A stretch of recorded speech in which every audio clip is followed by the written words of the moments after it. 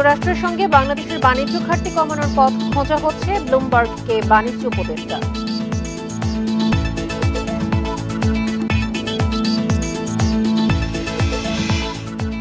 চতুর্থ ও পঞ্চম কিস্তি ছাড়ের শর্ত পর্যালোচনায় ঢাকায় আসছে আইএমএফ এর প্রতিনিধি দল। আলোচনা চলবে 2 সপ্তাহব্যাপী।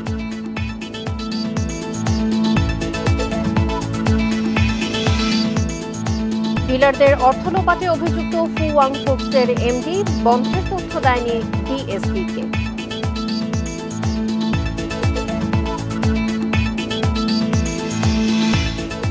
31 বছরেও হালনাগাদ হয়নি জরুরি ওষুধের তালিকা। পেছনে উৎপাদন প্রতিষ্ঠানের চাপ, কম টাকায় অনেক জরুরি ওষুধ পাচ্ছে না জনগণ।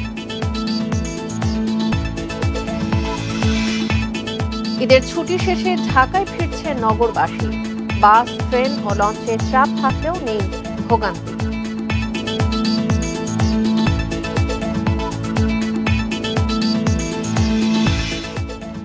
স্বাগত বিরতিহীন সংবাদ দুপুরে আপনাদের সাথে আছি সঞ্চারী মজুমদার। শুনছিলেন শিরোনাম, চলে যাচ্ছে পুরো খবরে। যুক্তরাষ্ট্রের সঙ্গে বাংলাদেশের বাণিজ্য ঘাটতি কমানোর পথ খোঁজা হচ্ছে বলে জানিয়েছেন অন্তর্বর্তী সরকারের বাণিজ্য উপদেষ্টা শেখ বশির উদ্দিন। মার্কিন সংবাদ মাধ্যম ব্লুমবার্গকে দেয়া এক সাক্ষাৎকারে তিনি জানিয়েছেন, ঘাটতি কমানোর সুযোগগুলো সক্রিয়ভাবে খতিয়ে দেখা হচ্ছে। শুল্কের ধাক্কা সামলাতে ট্রাম্প প্রশাসনের সঙ্গে আলোচনায় বসতে চায় বাংলাদেশ। বাণিজ্য উপদেষ্টা ব্লুমবার্গকে জানিয়েছেন, রপ্তানি পণ্যে ধার্য হওয়া শুল্ক কমাতে বাণিজ্য উদ্বৃত্ত কমানোয় উপায় খুঁজছে বাংলাদেশ। তিনি আরও জানান, এটি এখন আর দ্বিপক্ষীয় বিষয় নয়, বরং বৈশ্বিক অর্থনৈতিক সুনামি হয়ে দাঁড়িয়েছে। ট্রাম্প প্রশাসন যে কয়েকটি দেশের ওপর সর্বোচ্চ হারে শুল্ক আরোপ করেছে, তার মধ্যে বাংলাদেশ অন্যতম। একক দেশ হিসেবে যুক্তরাষ্ট্র বাংলাদেশের সবচেয়ে বড় পোশাক ক্রেতা। ফলে এই শিল্পের ওপর আঘাত লাগলে অর্থনীতিতে বড় ধরনের প্রভাব পড়বে।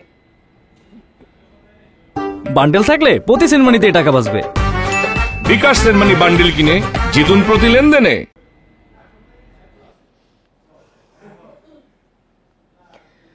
বাংলাদেশি পণ্যে যুক্তরাষ্ট্রের আরোপিত শুল্ক পর্যালোচনায় জরুরি বৈঠক ডেকেছেন প্রধান উপদেষ্টা অধ্যাপক মোহাম্মদ ইউনূস। আজ সন্ধ্যা 7:30টায় রাষ্ট্রীয় অতিথি ভবন যমুনায় বৈঠক অনুষ্ঠিত হবে। বৈঠকে শীর্ষ বিশেষজ্ঞ, উপদেষ্টা এবং সরকারি কর্মকর্তারা অংশগ্রহণ করবেন। এদিকে যুক্তরাষ্ট্র থেকে পণ্য আমদানিতে শুল্ক কর কমানো যায় কিনা তা পর্যালোচনা করছে জাতীয় রাজস্ব বোর্ড। জানা গেছে, যুক্তরাষ্ট্র থেকে 2500-এর মতো পণ্য বছরে আসে। সেসব পণ্যের ওপর শুল্ক কর কত তা পর্যালোচনা করা হচ্ছে। এসব শুল্ক কর কমানোর সুযোগ আছে কিনা তাও খতিয়ে দেখা হচ্ছে। এছাড়া যুক্তরাষ্ট্র থেকে যেসব সেবা আমদানি করা হয় সেখানেও শুল্ক কর কমানোর বিষয়টি চিন্তাভাবনা করা হচ্ছে। এছাড়া লিজের পণ্যেও শুল্ক কর সুবিধা বাড়ানো যায় কিনা তাও খতিয়ে দেখছে এনবিআর। আগামীকাল রোববার এই বিষয়ে এনবিআরে বৈঠক হবে। গত বৃহস্পতিবার বাংলাদেশি পণ্যের ওপর 37% হারে শুল্ক আরোপ করেছে যুক্তরাষ্ট্র।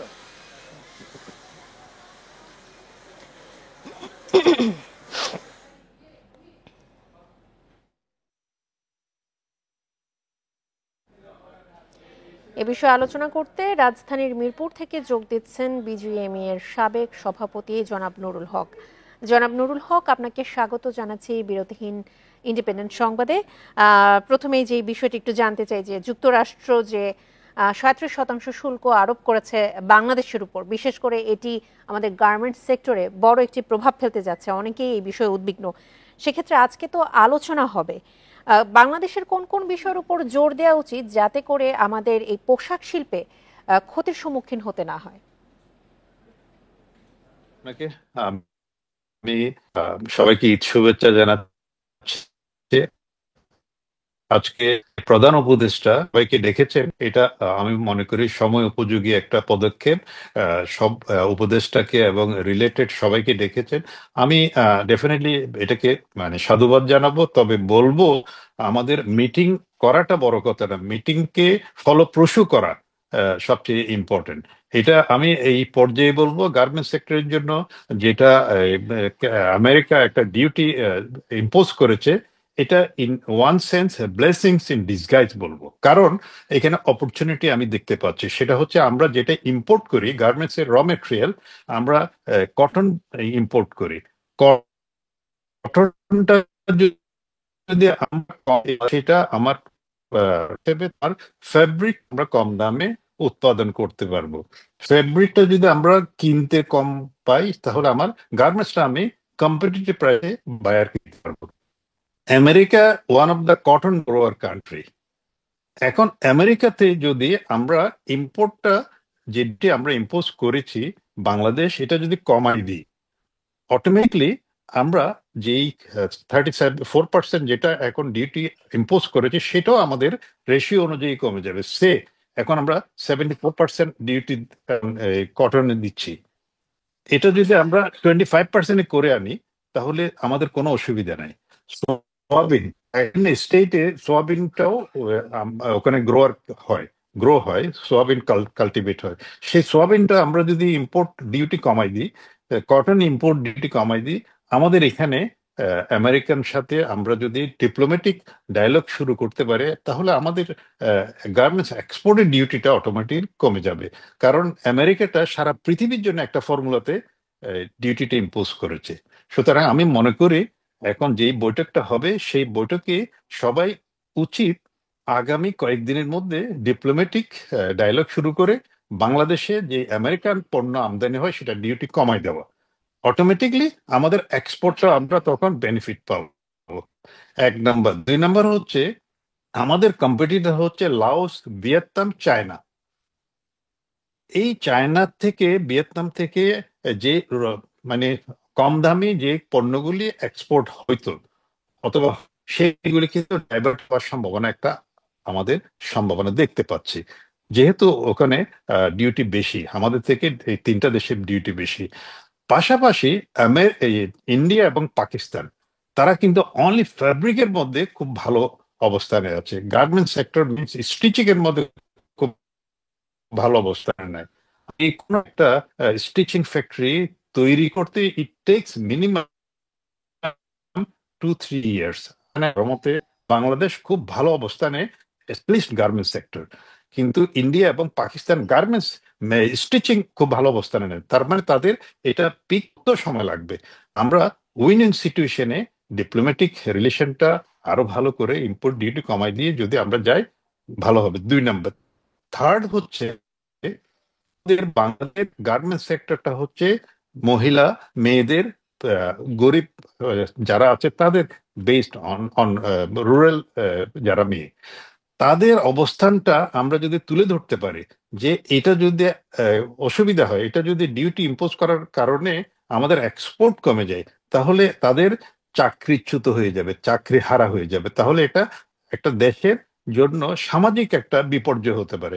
এইটাও আমরা এই আমাদের ডিপ্লোম্যাটিক একটা ডায়ালগের মধ্যে পয়েন্ট আউট করতে পারি। এই ফোর্থ বিষয়ে একটু হচ্ছে একটু এইটা জানতে যারা চাই, আপনার যে বক্তব্য আপনি যে উপস্থাপন করছিলেন, আপনার বক্তব্য একেবারেই স্পষ্ট এবং আশা করি এগুলো খুব ভালোভাবে কাজে লাগবে এবং আমদানি শুল্ক কর কমানো যায় কিনা এই বিষয়েও আজকে আলোচনা হবে, যার জন্য আপনার কথাগুলো একেবারেই যুক্তিযুক্ত।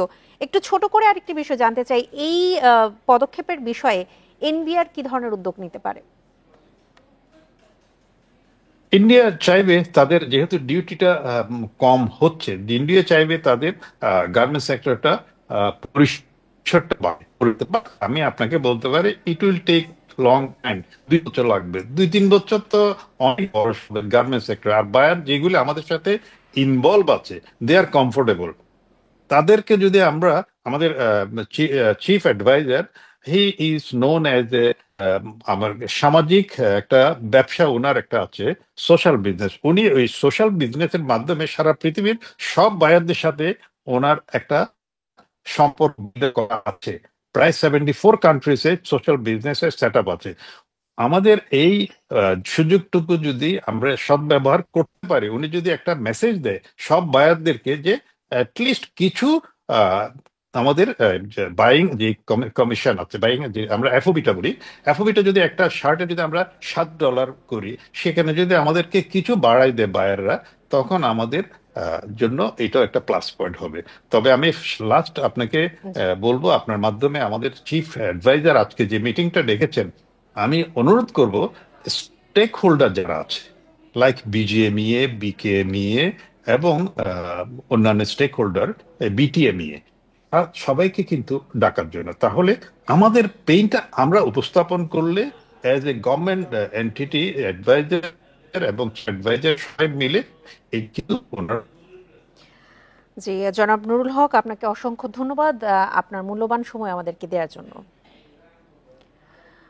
ঋণ চুক্তির চতুর্থ ও পঞ্চম কিস্তির অর্থ ছাড়ের শর্ত পর্যালোচনায় আজ ঢাকায় আসছে আইএমএফ এর প্রতিনিধি দল। সফরে প্রতিনিধি দলের সদস্যরা বিভিন্ন সরকারি দপ্তরের সঙ্গে ধারাবাহিক বৈঠক করবেন। সফরের দ্বিতীয় দিন রোববার অর্থ উপদেষ্টা সালেউদ্দিন আহমেদের সঙ্গে বৈঠক করবে আইএমএফ এর প্রতিনিধি দলটি। জানা গেছে 6 এপ্রিল থেকে বিভিন্ন সংস্থার সঙ্গে আলোচনা চলবে 2 সপ্তাহব্যাপী। আইএমএফ এর দল অর্থ বিভাগ, এনবিআর, বিদ্যুৎ বিভাগ, বিদ্যুৎ উন্নয়ন বোর্ড, এনার্জি রেগুলেটরি কমিশন, জ্বালানি ও খনিজ সম্পদ বিভাগের সঙ্গে বৈঠক করবে। 2023 সালের 30শে জানুয়ারি ঋণ কর্মসূচি চালু হওয়ার পর সংস্থাটি থেকে 3 কিস্তিতে $231 কোটি পেয়েছে বাংলাদেশ। বাকি আছে ঋণের $239 কোটি। সব শর্ত পূরণ না হওয়ায় চতুর্থ কিস্তির অর্থ ছাড় হয়নি এর আগে।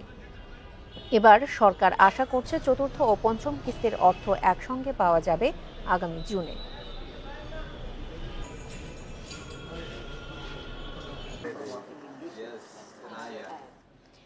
একত্রিশ বছরেও জরুরি ওষুধের তালিকা পরিবর্তন করেনি সরকার। এই তালিকার 117টি ওষুধের দাম নিয়ন্ত্রণ করে ওষুধ প্রশাসন অধিদপ্তর।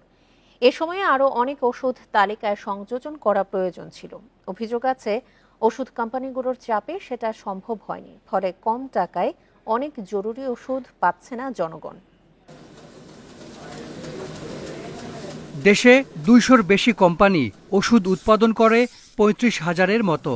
এর মধ্যে 117টি আছে প্রাইমারি হেলথ কেয়ার মেডিসিনের তালিকায়। এগুলোর মূল্য নির্ধারণ করে সরকার, বাকিগুলো করে কোম্পানি। 117টি জরুরি ওষুধের তালিকা হয়েছে 1994 সালে। দরকারি ও বেশি ব্যবহৃত এসব ওষুধ কম টাকায় কিনতে পারে মানুষ, কিন্তু মুনাফা কম হওয়ায় অর্ধেক ওষুধ উৎপাদনই হয় না। অনেক ওষুধের ব্যবহারও নেই। ওখান থেকে অনেক ওষুধ বাদ পড়ছে এবং যেটা অপ্রয়োজনীয় ওষুধগুলো এখানে ঢুকছে, ফ্যামিলি প্ল্যানিংও এখানে সামগ্রী এখানে ঢুকছে। তার মানে এইটা পর্যায়ক্রমে যখন রিভাইজ হয়েছে তখন ওষুধ কোম্পানি যোগসাজশে যেটা হয়েছে, গুরুত্বপূর্ণ ওষুধগুলো লিস্টের বাইরে নিয়ে আসা হয়েছে এবং কম গুরুত্বপূর্ণগুলো ওখানে স্থান পেয়েছে। টাইম টু টাইম এটা রিভাইজ হয়ে যে আমরা যেন ওষুধ কোম্পানি ক্ষতির সম্মুখীন না হয় সেই জায়গায় আমাদের খেয়াল রাখতে হবে। সাথে সাথে জনগণও যেন নিয়ন্ত্রিত প্রাইস ফেস করে সেটা খেয়াল রাখতে হবে। অনেক দেশেই অত্যাবশ্যকীয় ওষুধের তালিকা রয়েছে। দেশেও 285টি জরুরি ওষুধের তালিকা থাকলেও তা কার্যকর নয়। আর 31 বছরে প্রাইমারি হেলথ কেয়ার মেডিসিনের তালিকায় কেন সংযোজন বিয়োজন হয়নি তার উত্তর নেই অধিদপ্তরের কাছে। আগে কি হয়েছে না হয়েছে সেটা আলাদা ইস্যু, দীর্ঘদিন করা যায়নি, বিভিন্ন বাস্তবতা বিভিন্ন প্রেক্ষাপটে সেটা হতে পারে। বাট এখন একটা কার্যকরী পদক্ষেপ মন্ত্রণালয় নিতে যাচ্ছে। WHOর যে লিস্ট সেটার সাথে সমন্বয় রেখে এটা আপডেট করা হচ্ছে। আপডেটেড লিস্ট পেলে সেটাকে যে আকারে পাবলিশ করে সেইগুলো যাতে মানুষ খুব সহজ মূল্যে পেতে পারে, এরকম কার্যকর পদক্ষেপ নেওয়ার পথে। জাতীয় ওষুধ নীতি অনুযায়ী অত্যাবশ্যকীয় ওষুধের তালিকা 2 বছর পর পর হালনাগাদ করার কথা থাকলেও তা হয়নি। Hasan Misbah, independent news, Dhaka. ঈদ উদযাপনের পর রাজধানীতে ফিরছে নগরবাসী। বাস, ট্রেন ও লঞ্চে কিছুটা চাপ থাকলেও ভোগান্তি ছাড়াই ফিরতে পারছে মানুষ। শনিবার সকাল থেকে গাবতলী, সায়েদাবাদ, টেকনিক্যাল মোড় এলাকায় বাস থেকে নামতে শুরু করেন বিভিন্ন এলাকা থেকে আসা যাত্রীরা। পথে যানজট ও ভোগান্তি না থাকায় স্বস্তি প্রকাশ করেন তারা। ভোর থেকেই সদরঘাটে একে একে ভিড়তে দেখা গেছে বিভিন্ন জেলা থেকে আসা লঞ্চ। এবারের সার্বিক ব্যবস্থাপনায় সন্তুষ্ট যাত্রীরা। সংশ্লিষ্টরা বলছেন এবারের ঈদে লম্বা ছুটি থাকায় ভোগান্তি এড়ানো গেছে।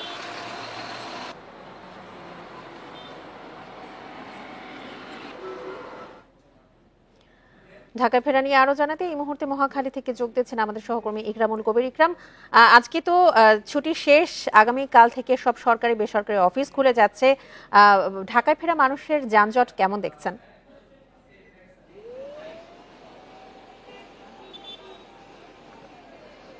ঢাকামুখী মানুষের চাপ আসলে আজকে দিন যতই গড়াচ্ছে ততই বাড়ছে।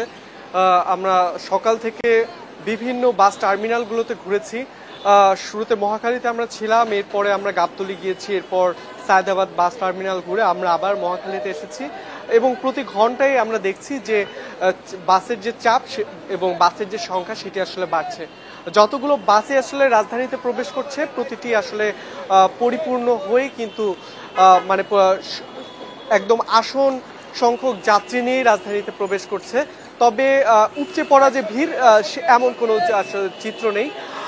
তবে যেটি দেখছি যে এবারের যে চিত্রটি সেটি যে ভিন্ন। অন্য সময় আমরা দেখেছি যে যখনই আমরা এই ধরনের সংবাদগুলো কভারেজের কাজে আসি তখনই দেখা যায় যে বিভিন্ন যাত্রীরা নানা অভিযোগ নিয়ে আসেন, কিন্তু আমরা এই যে এতক্ষণ ধরে আসলে এই সংবাদ প্রচার করে যাচ্ছি এখন পর্যন্ত কোনো যাত্রী কোনো ধরনের কোনো অভিযোগ আমাদের কাছে নিজে থেকে তো নিয়ে আসে, বরং আমরা যখন জানতে চেয়েছিলাম কোনো ভোগান্তি তাদের পোহাতে হয়েছে কিনা সেটিও তারা কিন্তু হাসি মুখে বলেছেন তাদের অন্যান্য বাড়ির থেকে ভোগান্তি এবার অনেক কম ছিল, কারণ এবার যেহেতু ঈদের ছুটিটা বেশি ছিল যার ফলে তারা কিন্তু নির্বিঘ্নে আস্তে ধীরে কিন্তু রাজধানী মুখে হতে পেরেছেন। তার কারণে ঈদের পর থেকে আসলে তারা আস্তে ধীরে ছুটি কাটিয়ে কিন্তু তারা এই রাজধানীতে প্রবেশ করেছে, ফলে রাজধানীতে মুখী যে চাপ সেটি অন্যান্য বাড়ির থেকে কম ছিল। এবং রাজধানীর যে প্রবেশ দ্বারগুলোতে আমরা দেখেছি আইন শৃঙ্খলা বাহিনী কিন্তু যানজট নিরসনের কাজ করছে, যার ফলে কিন্তু দেখা যাচ্ছে যে যতই আসলে আস্তে ধীরে চাপ বাড়ুক এই একটি ব্যবস্থাপনা একটি সুন্দর ব্যবস্থাপনা রয়েছে, যার ফলে ভোগান্তি যাত্রীদের অনেকটাই কম হয়েছে। রাজধানী মহাখালী থেকে জানাচ্ছিলেন আমাদের সহকর্মী ইকরামুল কবির। এ বিষয়ে আরো জানাতে এই মুহূর্তে বগুড়া থেকে আমাদের সঙ্গে যোগ দিচ্ছেন আমাদের সহকর্মী হাসিবুর রহমান। হাসিবুর, ঈদের ছুটি তো শেষ আজকে, সেক্ষেত্রে অনেকেই বগুড়া থেকে অন্যান্য জায়গায় ফিরে যাচ্ছেন তাদের কর্মস্থলে, আবার অনেকে যাদের কর্মস্থল বগুড়াতে তারাও আবার বগুড়াতে ফিরছেন। সব মিলিয়ে আসলে সড়কের পরিস্থিতি আপনি কেমন দেখছেন? কোনো অভিযোগ আছে কিনা?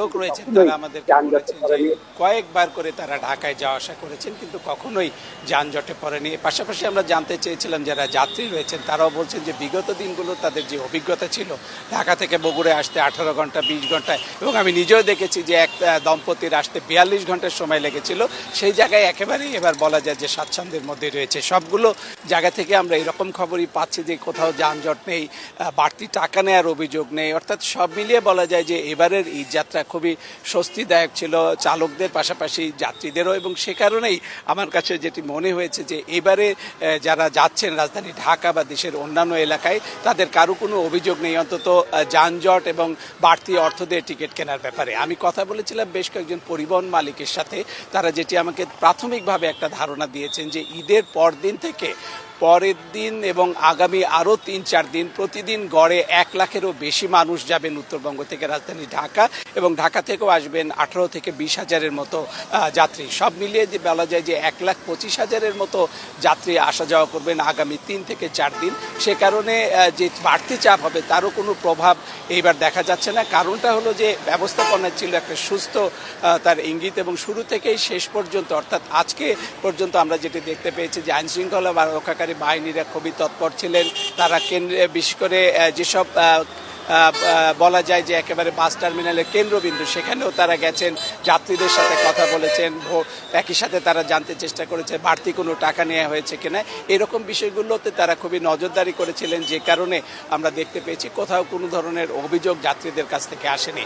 একই সাথে আমরা এটাও জানতে পেরেছি যে যারা পরিবহন মালিক এবং শ্রমিকরা ছিলেন তারা নিজে থেকেই এবার বেশ সতর্ক ছিলেন যেন কেউ দালালি না করতে পারে, বাড়তি কোনো পয়সা নেওয়ার ক্ষেত্রে তাদের যেন কোনো যে ধরনের চেষ্টা না থাকে। এটি আমি বগুড়ায় 3-4টি বাস টার্মিনাল এবং কোস্ট্যান্ডে গেছি, সবগুলো একই জায়গায় দেখেছি। পাশাপাশি আমি উত্তরাঞ্চলের অন্যান্য জায়গা থেকেও আমি একই ধরনের খবর পেয়েছি। সব মিলিয়ে বলা যায় যে এবারের ঈদযাত্রা বেশ স্বস্তি। তবে আজকে মধ্যরাত পর্যন্ত অন্তত অনেকগুলো গাড়ি যাবে রাজধানী ঢাকার দিকে, কারণ আগামীকাল থেকে সরকারি অফিসগুলো খুলবে, এই কারণে যাত্রী চাপ থাকবে রাত্রি পর্যন্ত, এরকমই ধারণা দিয়েছেন পরিবহন মালিক এবং শ্রমিকরা। এবং প্রতিদিন এখন উত্তরবঙ্গ থেকে প্রায় 2,500-এর মতো কোচ এবং বাস যাচ্ছে রাজধানী ঢাকার দিকে এবং ফিরেও আসছে উত্তরবঙ্গের বিভিন্ন জেলায়।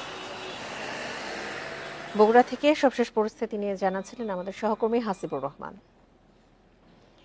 ঈদের ষষ্ঠ দিনেও দর্শনার্থীদের ভিড় রয়েছে বিভিন্ন পর্যটন কেন্দ্রে। পরিবার পরিজন নিয়ে পছন্দের জায়গায় সময় কাটাচ্ছেন ভ্রমণ প্রেমীরা।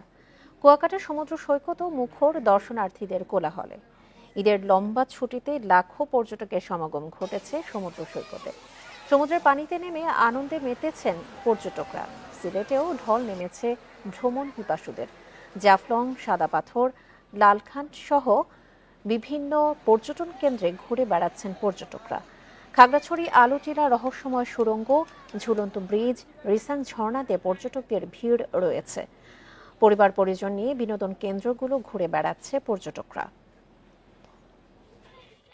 এখানে এসে যা দেখতেছি তাতে খুব অন্যরকম অনুভূতি, খুব ভালো লাগে। রাতে এখানে অনেক সুন্দর একটা বাতাস থাকে, ভালোই লাগে। কুয়াকাটায় মন চায় বারবার এখানে আসি। নিজেকে আর কি আলাদা করে একটু ভালো টাইম দেওয়ার জন্য এখানে আসা। আমার হাজবেন্ড, আমার ছেলে মেয়েরা, আমরা চট্টগ্রাম থেকে আসছি। এই মাজারে গেলাম সকালে, এখন আসছি এখানে ঘোরার জন্য। এখান থেকে শুরু করে মালিচরা, এরপর এয়ারপোর্ট, এটা হচ্ছে সিলেটবাসীর কাছে একটা আবেগের একটা জায়গা। এই ধারায় অনুভূতি আমি প্রতি বছর এখানে আসি ঈদ করতে। আপনারা দেখছেন বিরতিহীন সংবাদ দুপুর। সংবাদে অন্যান্য খবরের সাথে আরো যা থাকছে। মিনি চিড়িয়াখানার অনেকেই প্রাণী পাচার ও বেচা কেনায় জড়িত। অভিযান চালাচ্ছে বন্যপ্রাণী অপরাধ দমন ইউনিট।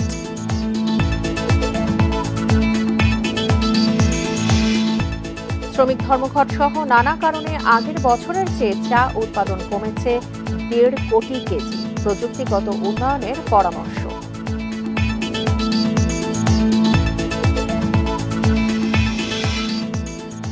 বাজারে ব্যাপক চাহিদা থাকলেও শেয়ার বাজারে তালিকাভুক্ত ফুয়াং ফুডসের উৎপাদন প্রায় বন্ধ।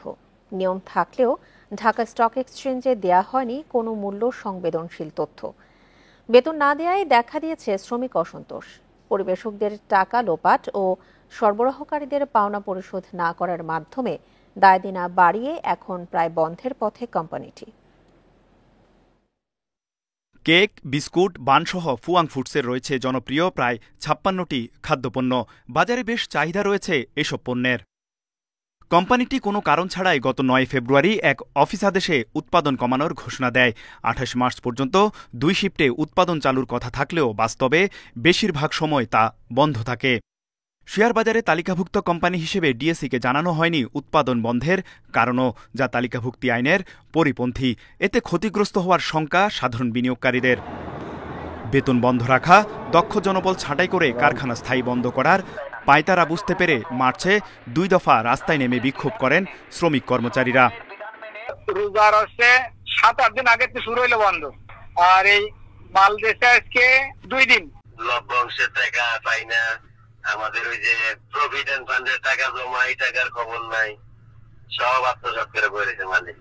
2023 সালে কোম্পানির ডিলারদের কাছ থেকে পণ্য বিক্রির 2,12,50,000 টাকা সংগ্রহ করা হয়, যা কোম্পানির মূল ক্যাশ বইয়ে না দেখিয়ে কোম্পানির হিসাব বিভাগে হাতে লেখা রেজিস্টারে লিপিবদ্ধ হয়। পরিবেশকদের টাকা ব্যাংকে জমা না দিয়ে ক্যাশে দেওয়ার নির্দেশ দেয় কোম্পানির কর্তৃপক্ষ। সে বছরের 15 এপ্রিল থেকে 20 আগস্ট পর্যন্ত 15 দফায় মোট 1,96,17,774 টাকা কোম্পানি থেকে তুলে নেন কোম্পানির ব্যবস্থাপনা পরিচালক মিয়া মামুন। এসব বিষয়ে জানতে ফুয়াং টাওয়ারে গেলে সেখানে দেখা যায় ভিন্ন চিত্র। পরিবেশক, ডিলার সহ অন্যান্য পাওনাদারদের ভয়ে প্রধান ফটকে তালা দিয়ে অফিস করছেন কর্মকর্তারা। মিয়া মামুনের সঙ্গে দেখা করতে গেলে জানানো হয় তিনি অফিসে অনুপস্থিত। কথা বলেন হোয়াটসঅ্যাপে।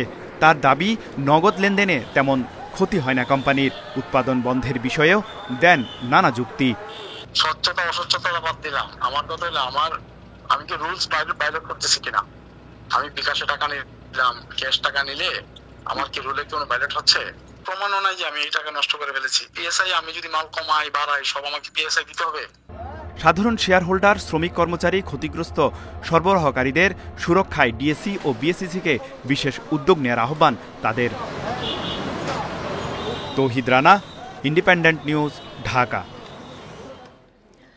দেশে বিনোদন কেন্দ্রের নামে মিনি চিড়িয়াখানায় বন্যপ্রাণী প্রদর্শন নিষিদ্ধ। সারা দেশে নামে বেনামে চলা বিনোদন কেন্দ্রে ভাল্লুক, মায়াহরিণ, রাজধনেশ সহ বিলুপ্তপ্রায় প্রাণী উদ্ধারে অভিযান চলছে। বন্যপ্রাণী অপরাধ দমন ইউনিট বলছে, বিভিন্ন জেলার মিনি চিড়িয়াখানার অনেকেই প্রাণী পাচার ও বেচাকেনায় জড়িত।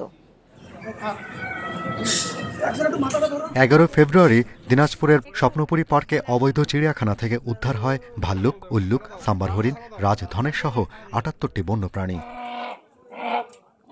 এর পরের দিনই বগুড়ার Rabeya park and Chinese restaurant থেকে উদ্ধার হয় হনুমান, ভুবনচিল, বানর, টিয়া সহ 38টি প্রাণী। শরীয়তপুরে মিনি চিড়িয়াখানা থেকেও উদ্ধার হয় 10 প্রজাতির 31টি বন্যপ্রাণী। বান্দরবান জেলা প্রশাসকের নিয়ন্ত্রণে থাকা মেঘলা পর্যটন কেন্দ্রের চিড়িয়াখানায় এখনও আটকে 3টি ভাল্লুক, 16টি মায়াহরিণ, বনবিড়াল সহ 26টি প্রাণী। এসব উদ্ধারে বন বিভাগ চিঠি দিলেও স্পষ্ট উত্তর দেয়নি জেলা প্রশাসক। আইনের আওতায় এনে যদি সংরক্ষণের সুন্দর ব্যবস্থাপনায় আনতে পারি, তাহলে যেহেতু বান্দরবানবাসী এবং আশেপাশের অন্যান্য যারা দর্শনার্থী আসেন তাদের চাহিদা রয়েছে, তো সেক্ষেত্রে আমার মনে হয় আমরা এটা সংরক্ষণ করতে পারবো। বন্যপ্রাণী অপরাধ দমন ইউনিট বলছে, মৌলভীবাজারে বন্যপ্রাণী সেবাশ্রম নামে থাকা চিড়িয়াখানা থেকেও প্রাণী উদ্ধার হবে। যে কোনো স্থানেই বন্যপ্রাণী অবৈধভাবে যে রাখবে সেটাকে অবশ্যই জব্দ করতে হবে, সিজ করতে হবে। বন বিভাগের এই কার্যক্রম চলমান আছে। মৌলভীবাজারের যে শীতের কাছে যে সকল বন্যপ্রাণী আছে এর মধ্যে অবৈধ যদি কোনোগুলো থাকে সেগুলো অবশ্যই জব্দ করা হবে। আমাদের দেশে তো অ্যাকচুয়ালি বন্যপ্রাণীর প্রতি সেরকম সচেতনতা গড়ে ওঠেনি। অনেক সময় আমরা দেখি যে বন্যপ্রাণীকে আঘাত করে তারা মজা পায়। তো এইটা হলো যে এই বন্যপ্রাণীগুলিকে প্রদর্শন করে তারা একটা ব্যবসা বা অর্থ উপার্জনের একটা উপায় হিসাবে এই বন্যপ্রাণীগুলোকে রাখছে। বন্যপ্রাণী রক্ষায় আর যেন মিনি চিড়িয়াখানা গড়ে না ওঠে তা নিশ্চিত করার তাগিদ গবেষকদের। ভবিষ্যতে যেন এরকম চিড়িয়াখানাগুলো যেন না গড়ে ওঠে, বিশেষ করে রাজনৈতিক ছত্রছায়ায় এবং মানুষকেও সচেতন করতে হবে বন্যপ্রাণীকে যেন আমরা যেন আমাদের দেশি বন্যপ্রাণীকে চিড়িয়াখানায় যেন না দেখি। বন বিভাগের হিসাবে মিনি চিড়িয়াখানায় গেল কয় মাসে 10 অভিযানে এ পর্যন্ত 3 শতাধিক বন্যপ্রাণী উদ্ধার হয়েছে। Shahriar Anirban, independent news, Dhaka. মৌলভীবাজারে গত মৌসুমে চা উৎপাদনের লক্ষ্যমাত্রা পূরণ হয়নি। প্রতিকূল আবহাওয়া সহ নানা সংকটকে দায়ী করছেন বাগান মালিকরা।